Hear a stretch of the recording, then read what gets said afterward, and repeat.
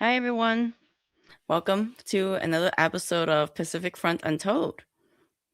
Hi, Jenny. Okay, it's going to be a good one. I know that you have a lot to share and give us more information. For those who don't know, like me, I think this is a great platform to learn a bit more than I already know. So, thank you so much. And for anyone who's joining the live, please feel free to ask any questions in the comment section and we'll read them at the end of the recording.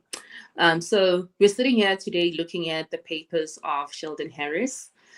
Before we get into the documents themselves, let's start with the bigger picture. Who was Sheldon Harris and why does he matter to the history of Unit 731?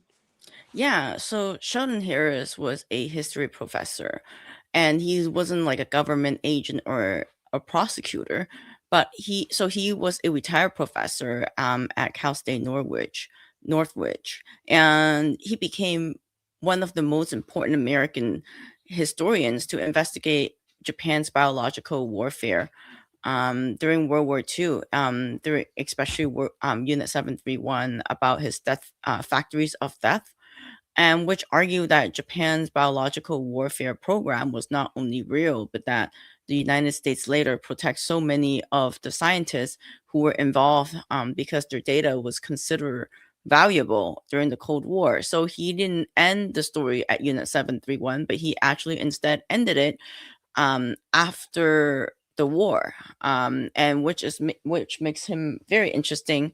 And it's a very academic book. In fact, I have the the first edition of his book here, and then the second edition actually is so interesting because it even has our friend James Bradley on the top of the cover, writing him a review.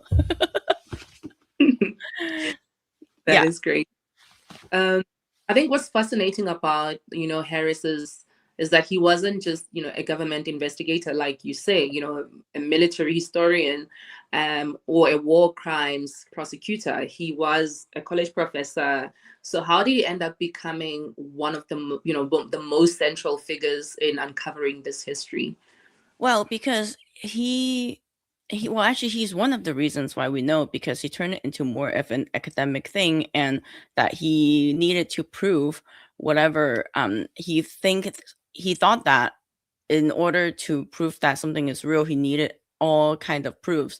So he even had he had survivor testimonies, he had um Japanese sources, he had Chinese sources. He wasn't the first to write about Unit 731 per se, but he's the first one to have so many documents ready to go, because he was living in post Watergate era, where FOIA was actually very powerful and very strong.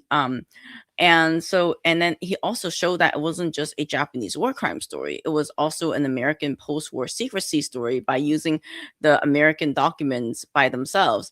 And what's also more interesting is that he was able to prove, not only prove that it happened, but also prove that why we have not heard about it, because it was a cover up. So that by itself was very interesting. And I think that's why, and but yet, I couldn't even find a picture of him when I was doing research about this topic. Let me share my screen and show you the only picture that I could find of him. Um, like was This was the only photo I could find of him on on the internet. So I had to I had to go to wait, hold on, let me share it with you guys. This was the only photo, like from Getty Images. He was holding a image of Ishishiro, who was the founder of Unit 731, and I was like, wow, that can't be it. And it costs like 375 if you want to use it or whatever, on Getty Images. And I'm just discussing how, even though that did such an important, he did an important job of actually showing that it was a US cover up, and it was very academic. But no, I mean, because he did it in an era before the internet, so no one was able to. I mean, he wasn't on YouTube. Actually, now you can find YouTube videos of him because he was on NBC Dateline and also like History Channel. But and people uploaded those. But yeah, I found some photos of him from the Hoover Institute. This is from box 34 of the Sheldon Harris papers. I'm not quite sure who donated the papers. I asked Hoover Institute who donated his papers and his research. They didn't know. Maybe I'll find out in one of those boxes. But this is from box 34 from the Hoover Institute. And I asked actually this woman, Wan Shen, in the middle, what they were who they were talking to.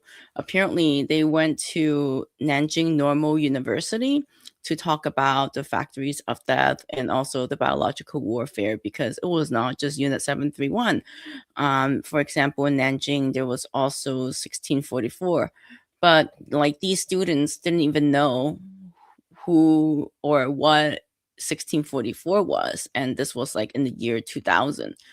And it just comes to show how public memory is, even at a place that it happened, because of secrecy, and also like public memory just fades. And this is Professor Jiang Lianhong, who teaches at Nanjing Normal University. And what's interesting is that I didn't realize that he was in the same era as Iris Chang's, um, because they were here at the same dinner. And this is some more of his pictures when he was doing research in Pingfang. And yeah, and then this is, you can see that he was in the same panel as Iris Chang, and he was right in front of this uh what is it called, the church, the Orthodox church in Harbin, while he was probably doing his research. And as I found more about him, he was actually more interesting than I thought. This was the resume that I found also from box 34, at the Sheldon Harris papers at Hoover Institute. He apparently had lived and lectured in China beginning in 1979, and he returned to China for an extended period in 1981. And this is when the Cold War was still happening. So this guy had to be super brave for him to be going back to China in like 1981, 1984, 1985, 1989, and 1991, and 1998.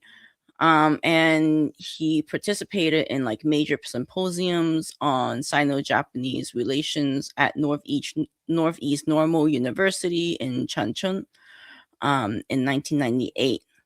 And this is where it gets interesting. I didn't even realize that his book was actually quite successful, in the way that it actually won the Choice Award. It um and it was actually like the uh medical military ethics, sponsored by the United States Army Office of the Surgeon General, was also like sponsoring that. And which is incredible, because even though that he wasn't really the first historian to talk about this, and it was happening at a time of Cold War. And actually in like the first guy who talked about Unit 731 and on the atomic bulletin board, he actually went to jail a little bit for it, and then he was tried in the U.S. court for treason. His name was John Powell, and I reached out to his son thanks to Jeff K. And Jeff K has been on our channel before. So it's going to be and so then from like, people going to get tried for sedition for talking about Unit 731 to actually becoming mainstream, and he was on all kinds of mainstream media talking about Unit 731. It's actually very based.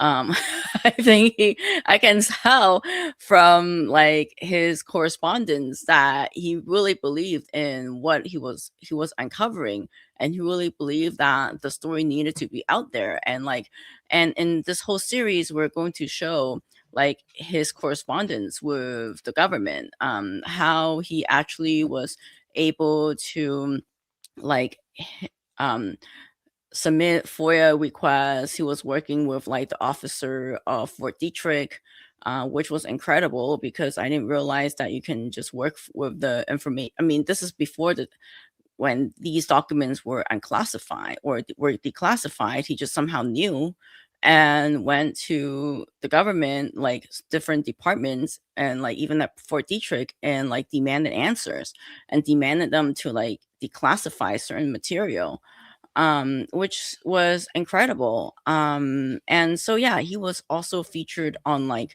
Dateline on NBC. He was on History Channel, like I was saying. And it's incredible because I feel like that was happening at a time when before the internet, so we weren't actually able to. I mean, it's not like they just air it on the TV once and then that's it. It's not like they're going to save it and whatnot. And he actually his book also won the Choice magazine, was selected by the Choice magazine for one of the outstanding scholarly books of 1995. And it was awarded the California State University Scholarly Publication in 1995, which is quite yeah. And here he is. He was talking about his public discussions, and he was on CNN's Impact program. Was working on a segment on biowarfare that utilized material from his book. And he was also on Discovery Channel, which is incredible. This is like when I was a child, so I have no memory of it. Maybe some of the viewers remember Yeah. watching in the 1990s. So yeah, it's quite a, an achievement. And here he is. Actually, he did this research for at least a decade, from what I can gather. Like Mhm. his boxes, because some of the box, like I think it starts from like 1980s, and then his book was eventually out in the 90s. And but yeah, that's what makes him very interesting because he was a historian. And he wasn't really officially assigned to investigate it, right? But then I guess he just became an investigator when the paper trail didn't match the official story. So he just followed the contradictions, and everywhere that there was a roadblock, he was very stubborn, and he just filed more FOIA requests. For those who don't know what FOIA requests are, their Freedom of Information Act.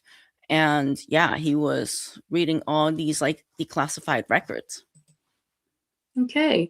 I mean, obviously, for somebody who's contributed so much towards the history, everybody should know who that is. So, since we know, most people do not know who he is that the reason that made you first the start, firstly focus the season of Hidden Pacific archives with him? Is this why you decided to start with the focus on him as opposed to the Unit 731 itself?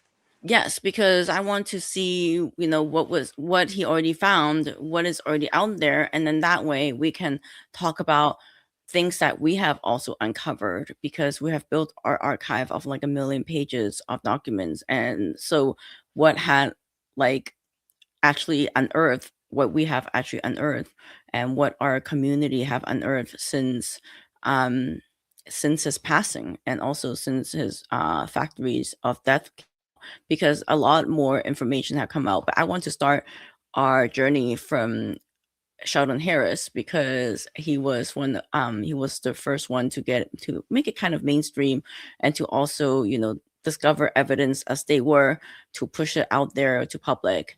And also like this article from 1988, because I was like, wow, what got him very disinterested into actually finding what was happening in Unit 731, and also in like for biological weapons. And he like his article, he was pushing the story out there, because he was just saying that I mean, even in this article, he said that he has proof of the deal and formerly top secret documents that he obtained through FOIA Act. I mean, FOIA. And in response to Harris's research, The US Army, after years of denying the story, has confirmed the basic facts of the deal. So the guy, John Powell, who wrote about it before him, was tried for treason. But after, Professor Sheldon Harris pushed it for a while with FOIA, the U.S. Army actually confirmed the basic facts of the U.S. cover-up deal, which was a huge deal at this point because it was still during the Cold War. I mean, I was actually surprised that his Freedom of Information Act was this effective. Um, and he even got the spokesperson from Fort Detrick, which we're going to uncover later in the series about what Fort Detrick is. He even got the spokesperson to talk to LA Times about like cover up and like secret deals happening in about around the biological labs.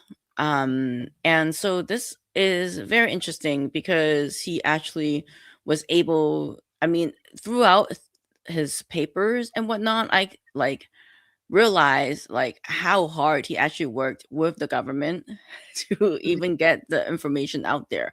That's why I think it took him like 10 years to get this done. um and he talked about how like, and San Francisco writer John Powell, and in this article you can see that John Powell was also doing most of the groundwork on the experiments of the human experimentation itself, which were first reported in the Bulletin of Atomic Scientists in October 1981. And Powell said in a phone interview that he was pleased to see a historian such as Harris pursue the story and probe the army to release more information. Like, John Powell was someone who actually wasted like 6 years of his life being tried for treason for talking about um, biological warfare that was happening in Japan during World War II. And he wasted 6 years of his life because basically the US government was trying to ruin his life after he talked about that because there was a secret cover-up deal. Which, and nowadays I feel like a lot of conspiracy theories and whatnot, or actually not conspiracy theories, I'm pretty sure John Powell had evidence, but then other people were talking about it and whatnot, so he just wrote it up in the story, and then his life was kind of ruined. And it will be very interesting to talk to Tom Powell, his son, about what he discovered and how he discovered it in 1960s. And yeah, it's I mean, and this is this sentence. While Nazi doctors were put on trial for war crimes by the International War Tribunal at Nuremberg, Harris said the formerly top secret documents show that U.S. military authorities agreed to keep secret the evidence collected against the Japanese who ran Unit 731. And that by itself is very incredible. And I actually found papers at the inside the Sheldon Harris papers comparing like what the Nazi doctors were doing, and also comparing like what they did with what the Japanese scientists were doing. And like it was very interesting, and I think I'm also going to share that on our YouTube live as well.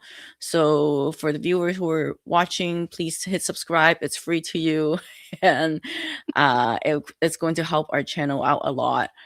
So you can keep up to date with the series. And yeah, and it's so incredible because it just shows that our military actually, if you think about like World War II, we're often taught that it's freedom versus fascist. But then at the end of the day, with this cover up and with how much information it took from killing thousands of like Chinese and Russian prisoners, and even some American prisoners were used for human experimentation, we're shown that it's not really a freedom versus fascist. That's the narrative. But then what exactly was the point of World War II, right? Then it really gets you thinking like, okay, so then they needed to fight in the Cold War because of this. I mean, that's why they needed to have cover up. And so then it's not so simple as to think about like World War II as like fascist versus like democracy. Like we need to think about what actually happened after the war and why there was no like, for example, liability or like accountability with these people who were, dropping plague infested fleas onto civilians and doing human experimentations. And yeah, and we're also going to talk in this series, we're also going to talk about the secret birth of Fort Detrick, which in itself I think is a whole story. And Harris actually, in his, I mean, he said here in this article, but actually found it as well, how the United States, eager to advance its own biological war capability, kept secret the allegations made shortly after the end of the war that prisoners of war, possibly some Americans, were used in tests of germ bombs and vaccines at the Japanese death camps. Those allegations, some made by Japanese Communist Party officials, were dismissed by U.S. authorities in August 1947 memo as hearsay and rumors. But at the end of the day, it wasn't hearsay and rumors. It was, I mean, it actually happened. And there are so many documents that prove that, all of these biological warfare and human experimentation was happening. In fact, we have covered it on our channel about a B-29, a set of B-29 bombers who were actually knocked down near Tokyo and were eventually sent to Kyushu for human experimentation at Kyushu Imperial University. And like, I just can't imagine how they felt when they were knocked down and they were going to a hospital. They thought they were going to get helped, but then they were actually being human experimented on. And yeah, and so this is what we're going to cover in the series about Sheldon Harris and what he had discovered in his evidence against, I mean, about not only human experimentation, not only Japanese war crime, but also about the American cover up of this chapter of the war. Mhm. Okay, so let's go back to the beginning, right? Since Harris wasn't originally studying Unit 731, how did he first encounter, this subject? And, that trip to China in 1985 seems to have been a turning point. We want to know what happened then and what was it about the pink fang that affected him so profoundly? Yeah, so he was actually a teacher of, I mean, he was a professor of American film and history. Um, and I think in 1985, they brought him to the Unit 731 Museum, which at that point in 1985 was actually just a small museum of like the ruins and what they were doing there. In fact, I can show the picture of what he visited. And it was, and I think that and then he was probably talking to the locals about what happened there. And he was terrified. He was like, wow, that is that's nasty business. And by the time that he realized that the US was actually also involved, then he got really interested in it. And he wasn't just, and also like people would be trying to say that he was trying to prove a conspiracy and whatnot, and but I don't think that he was not throwing out a conspiracy. He was actually following documents, and I think that's what like separates him from like a conspiracy theorist. He was actually asking why the record of of what the US know did not match the public explanation of why Ishii and others were not prosecuted. And I think that's what good historians do. They test the official story against the archive and against documents and against what was happening um, at the time. Mm-hmm. And then we see at this, this started as just a historical question and became a long-term investigation for a reason. Once, Harris committed himself to the subject, he also wasn't, content to rely on what had already been published. He wanted to see evidence for himself, and he set out, on a very long paper trail to figure out what happened. So the question now is, since a major part of his investigation involved obtaining government records. For those who may not be familiar with the process, what is a FOIA request?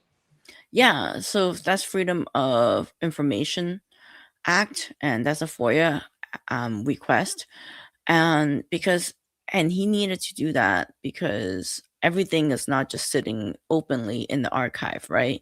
Like some records were still classified, restricted, and misfiled or controlled by agency.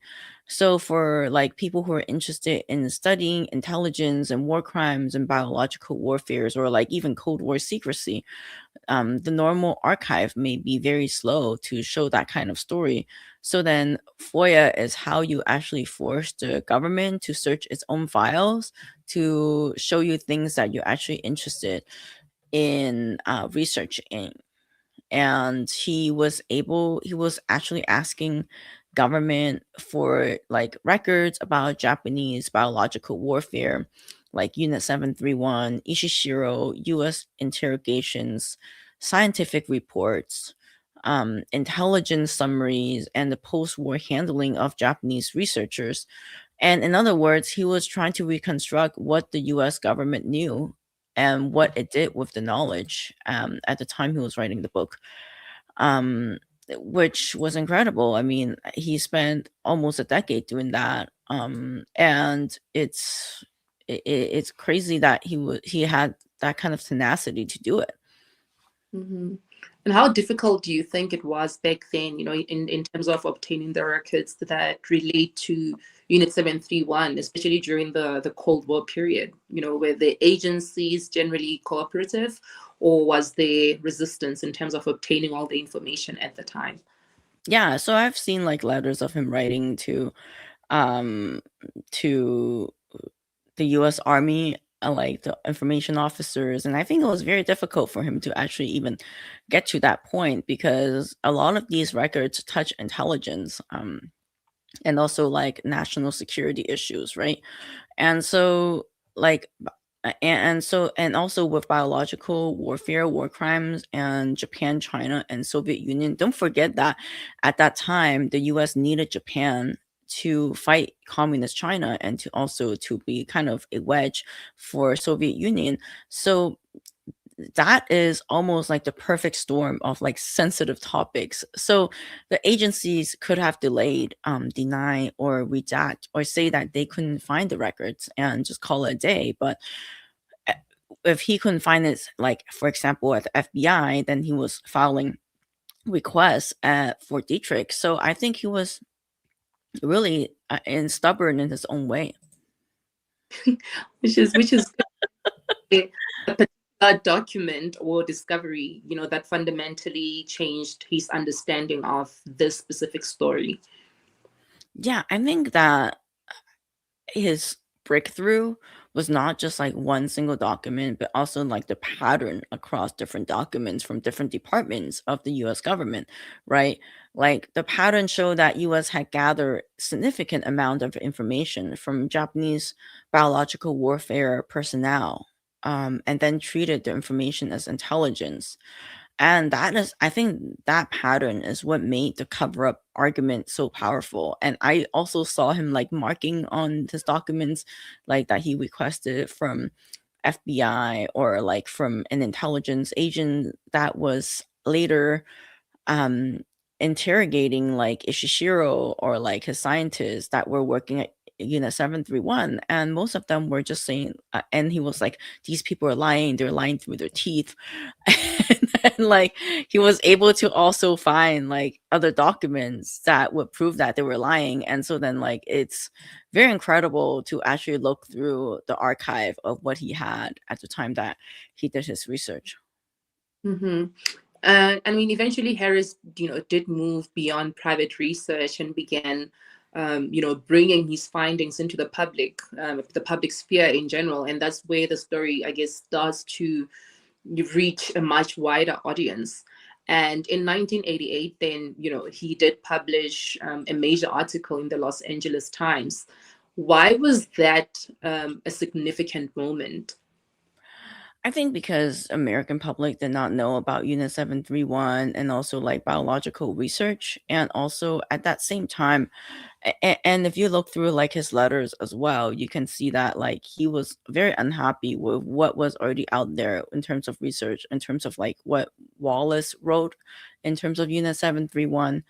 Um, he was saying that they mostly did not have the amount of evidence that you need for it to be proved that it happened. And let me find the book that he was not happy about. Is this book? Sure, it's like a vintage one. um, and he was kind of unhappy with what was already out there as research. He said that this doesn't have much evidence. He wasn't happy about that. So then he went out to do his own research. Because he came from academia and he wanted it to have more proof, that so much proof that people can't say that it didn't happen, because he's not a conspiracy theorist.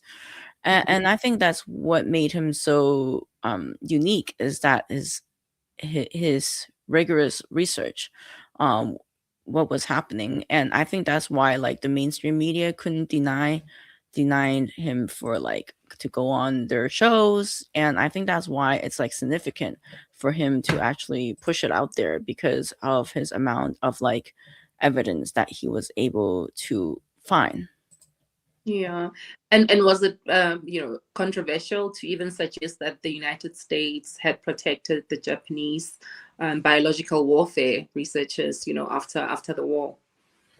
Yeah, I think it's at the time it was controversial, because people at the time, because it was Cold War era, people were thinking about democracy versus fascism. And by telling people that the US was basically having this cover up deal, he is kind of scratching at the official narrative of World War II, which is about um uh, I mean, freedom versus fascism, or like democracy versus whatever.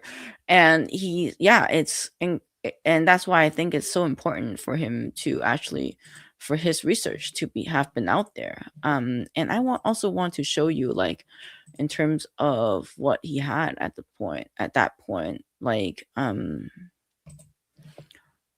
this is one of the documents that he found from like the Army Biological Lab at Fort Detrick, and eventually we're going to go more about it. But he was actually able to even find what they were up to, and then if you match it to like what the Japanese scientists were giving in terms of intelligence, a lot of it had come from Unit 731 as well.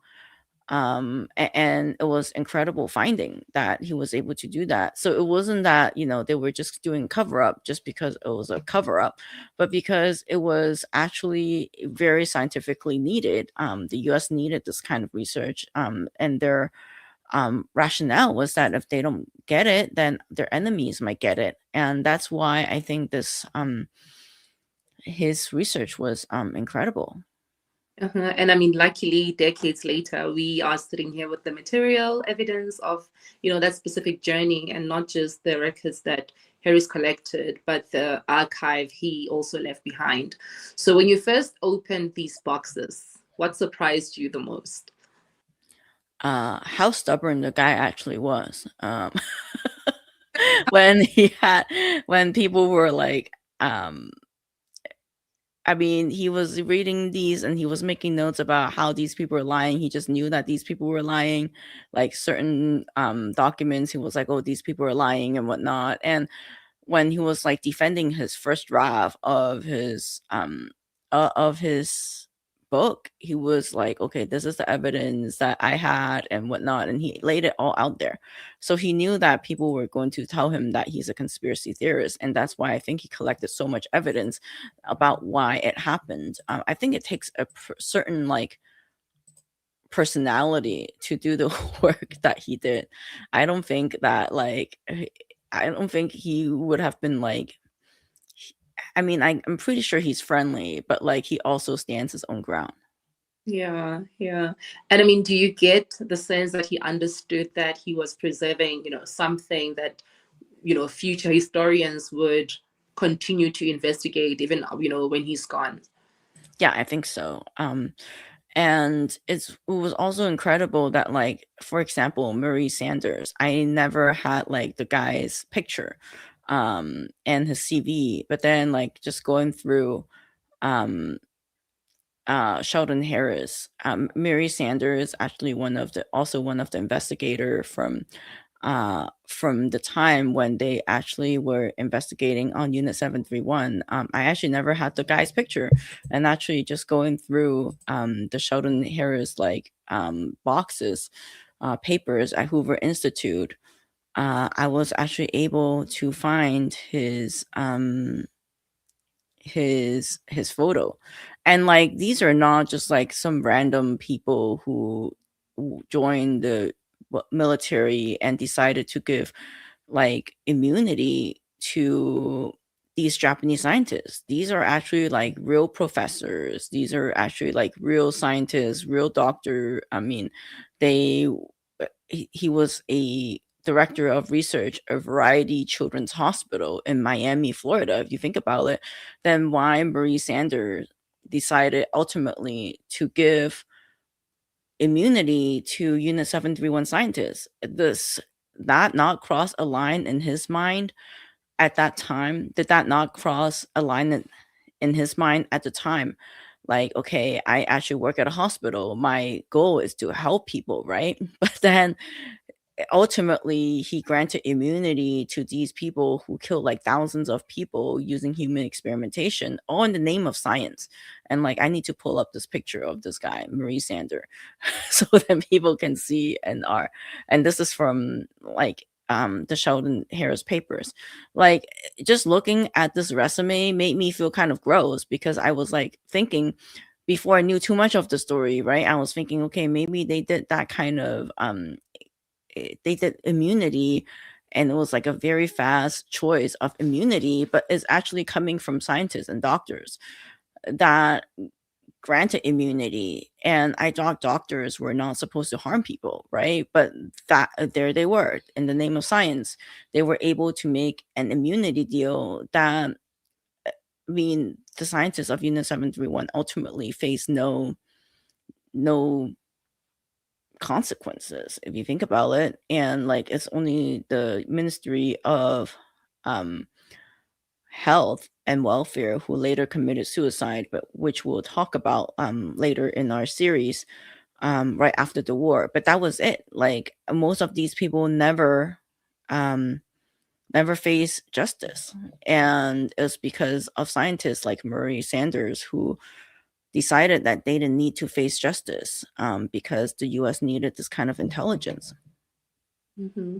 And I mean, we are now nearly 80 years removed from, the World War II. Why does this story still matter today? And why do you think more people should go and read and research more on it?